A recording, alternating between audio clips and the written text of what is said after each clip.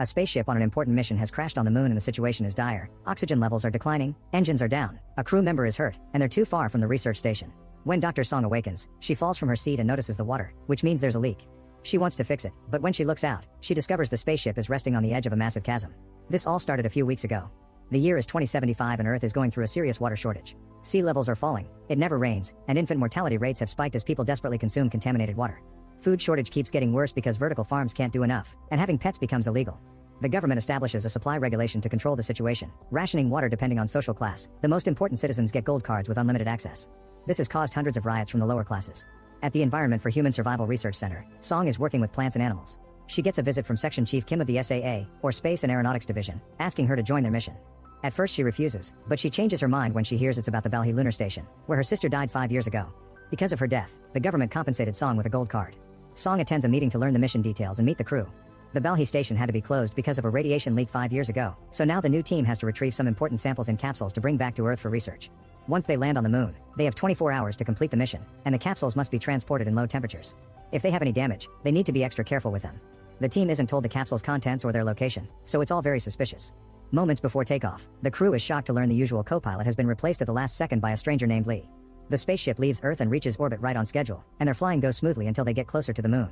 The alarm starts ringing and they learn that the docking system is having trouble, meaning the bolt won't last if they get into the landing orbit. Since they can't reach the SAA, they decide to release the landing module early.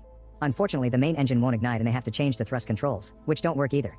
The spaceship crashes on the ground and slides down until it gets stuck upside down on the edge of a chasm. Back to the beginning, the crew suits up and tries to open the door, which causes the ship to slide down a little more. Some furniture starts falling and the crew dodges it, but it breaks a window instead. Song slips out and manages to hold on at the last second, and the others carefully grab her hand to bring her back inside. Afterward they get out only to watch the spaceship slide down and fall into the abyss. There's no communication with the SAA and the station is a little over 7 kilometers away, but considering the limited oxygen, they have no choice but to start walking toward Balhi. Moments later, Huang collapses because of his punctured lungs. His suit is out of water, but when the others try to give him some, Huang stops them and throws up blood before dying. The crew decides they'll pick up his body later when they get rescued and keep moving after leaving a vial of water in the guy's hand. By the time they make it to the station, their oxygen levels are at 1%, so they hurry inside on the verge of collapse and shut the airlock just in time. Then a flashback reveals Song in her old lab trying to decrypt a message left by her sister. An old conversation helps her guess the password is silent C in Latin, and once the message is decoded, it reads "Find Luna." Later she asked Huang about it and he explained that Luna is the data storage at Balhi station. In the present, the crew recharges their oxygen supplies before going out to explore the station. Since it's dark, their first goal is to find the power supply. As they walk through the hallway, they're shocked to find a body on the ground. There have been many attempts to break out into the station since it was shut down, and the suit and weapon indicate the man is a mercenary, probably working for the resource mafia. A quick scan indicates he drowned, which doesn't make sense. As they continue to wander, the crew gets another surprise. The radiation levels are normal. Song is getting too suspicious of the government's lies and wants to do an autopsy on the mercenary to check for any potential danger they may encounter, but Captain Han orders her to keep moving. Eventually the team reaches the main hub and turns on the power.